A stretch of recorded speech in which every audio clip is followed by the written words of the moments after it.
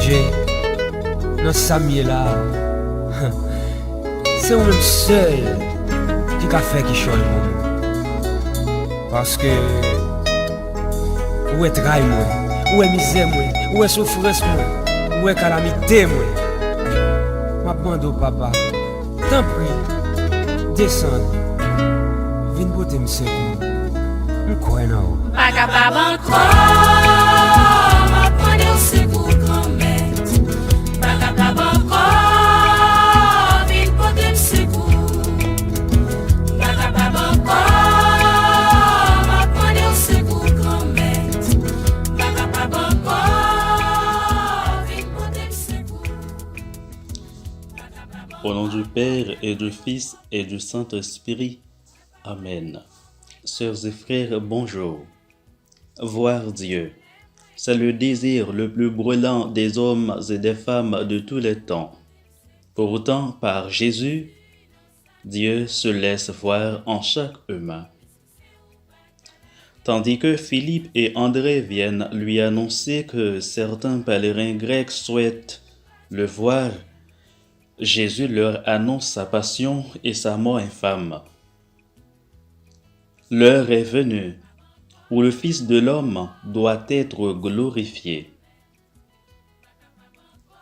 Loin d'être une humiliation, un échec comme on pouvait le croire, c'est dans sa passion que Jésus va être glorifié par le Père. Je l'ai glorifié et je le glorifierai encore, s'exclame à la voix du ciel. Si pour nous les humains, la gloire est synonyme d'honneur, de prestige ou de célébrité, pour Jésus, il s'agit de la pleine révélation de son identité. L'heure est venue où Jésus va être élevé sur la croix au vu de tous pour être connu par tous. Alors si les Grecs ont voulu voir Jésus, ce n'est pas par simple curiosité, mais parce qu'ils ont le pressentiment qu'en lui, il y a une ouverture à l'universalité. Ils peuvent trouver leur place auprès de Jésus. Jean-Baptiste l'a déjà présenté comme l'agneau de Dieu qui enlève le péché du monde. Non le péché d'Israël, mais du monde. Il cherchait à se rapprocher de Jésus pour entamer une relation d'intimité, nouer une amitié profonde avec lui. Nous voudrions voir Jésus. N'est-ce pas notre plus grand désir? Nous voudrions tous voir le Jésus merveilleux qui faisait des prodiges, des miracles de guérison, des multiplications des pains, des résurrections des morts. Certains voudraient voir Jésus venant dans les nuées du ciel pour avoir la certitude que Dieu existe et enfin croire en lui.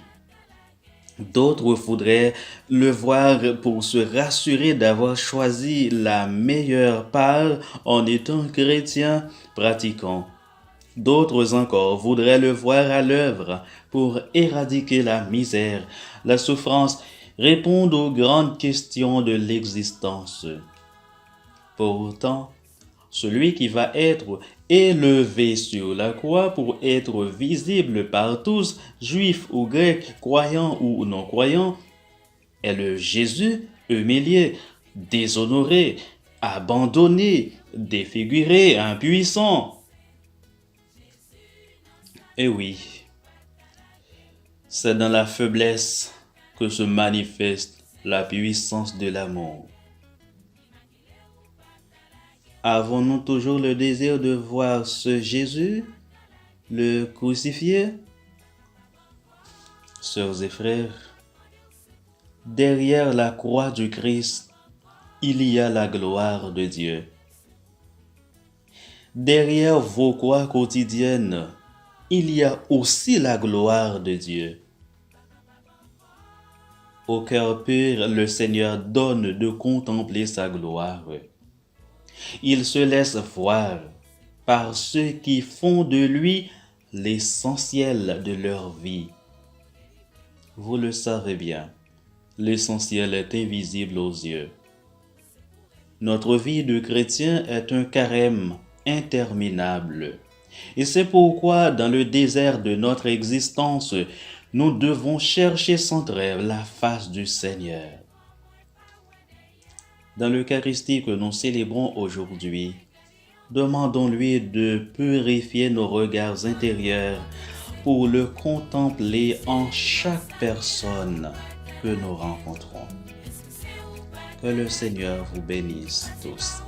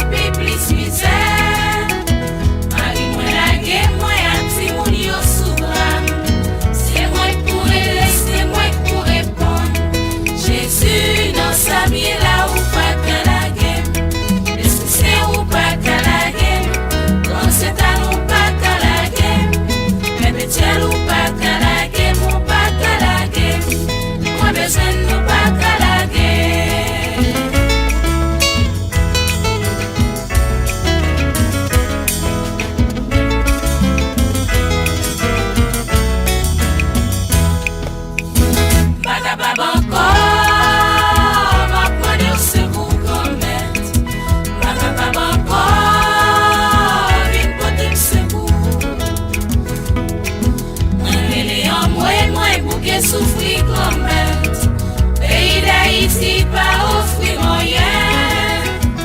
Jeter notre bordel,